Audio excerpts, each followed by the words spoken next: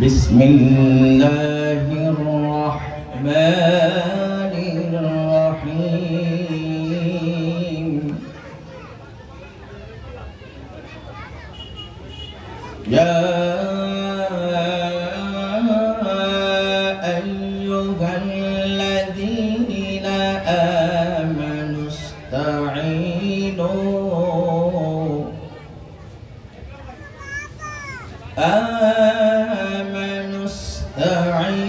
استعينوا بالصبر والصلاة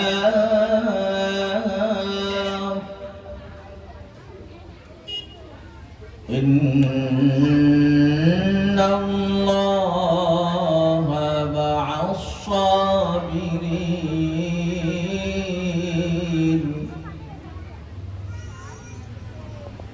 ولا تقولوا لمن يقتل في سبيل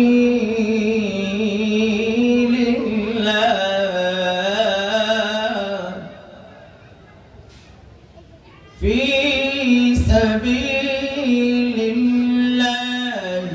أموات بل أحياء ولكن لا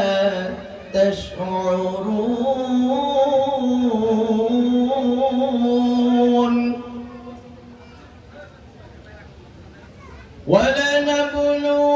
ولنبلونكم بشيء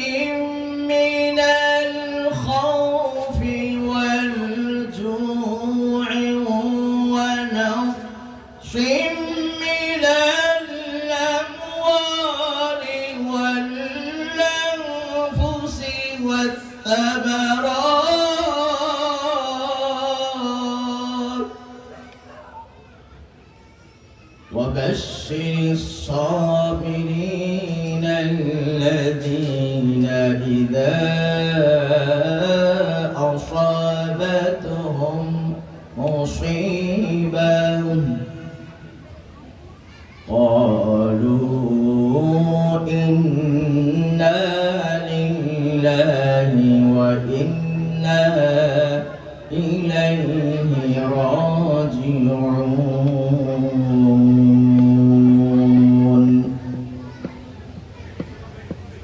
ইরশাদ হচ্ছে হে ইমানদারগণ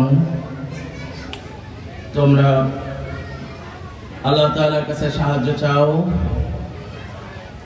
সবর এবং নামাজের মাধ্যমে